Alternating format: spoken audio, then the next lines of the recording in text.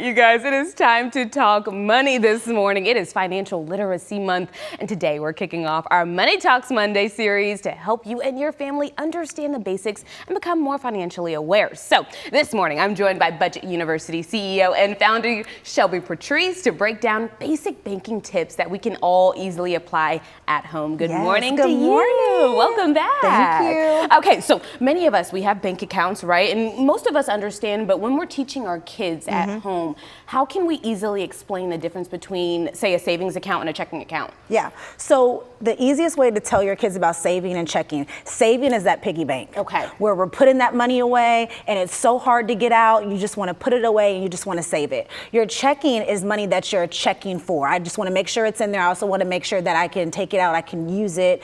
When your kids, say you're giving your kids an allowance, let's divide this up. Let's put some in the checking, let's put some in the savings. So that's the easiest way, yeah. So what do you think maybe is the right age to start maybe getting a bank account? Or do we start at home with like the little Coke bottle that you put the little cash in to start teaching? So honestly, I've had people at Budget University start when they were pregnant, believe it or not. Because it's so easy. You know what, I'm just gonna go ahead and just start this fund for my child, a high yield savings account. Or I can just go ahead and start when they get in elementary school. Birthdays come, grandparents, they love to give their grandbabies some money. So let's go ahead and put this in an account for them so it can grow.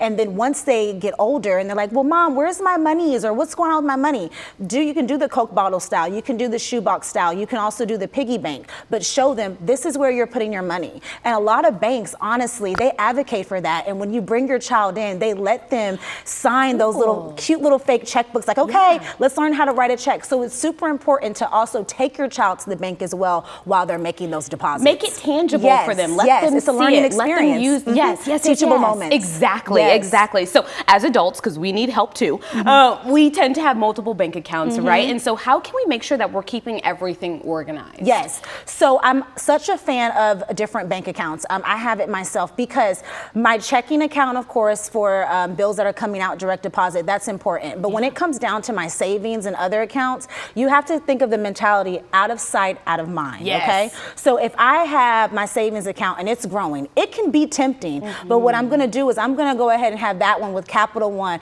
American Express, Synchrony, so many other banks, Barclays, because that right there is my savings and I don't want to touch it. Okay. You want to keep everything separated.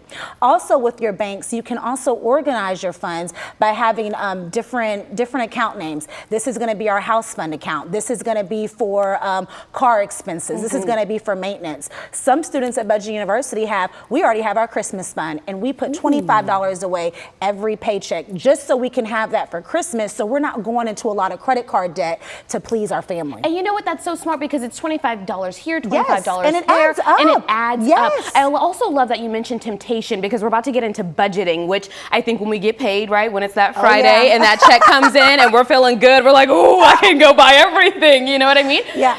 And that temptation creeps in and we have to learn how to say, no, we're going to be okay. We're going to put this in our savings.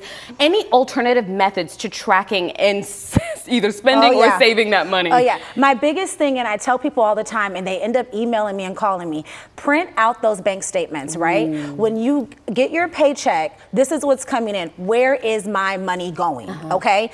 And get those highlighters out. Purple, pink, blue, yellow. This is too much Amazon Prime on here. Oh no, are you crazy? We did Uber Eats like this. This adds up so you can see where your money's going.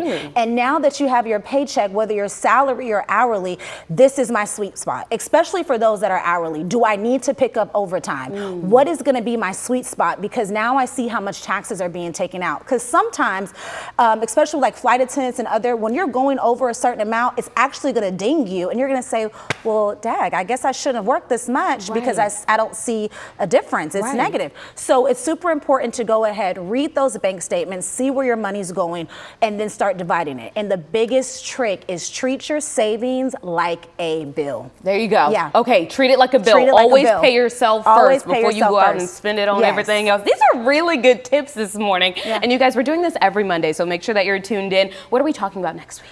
Oh my gosh, next week we're going to talk about college readiness, and I'm so excited because that's a journey. It's the perfect time to talk about it as well because we're getting our kids ready. So this is perfect. Tell me where people can find you for more tips. You can find us at Budget University, all platforms, and that's where we're at. All right. Well, thank you so much for being here.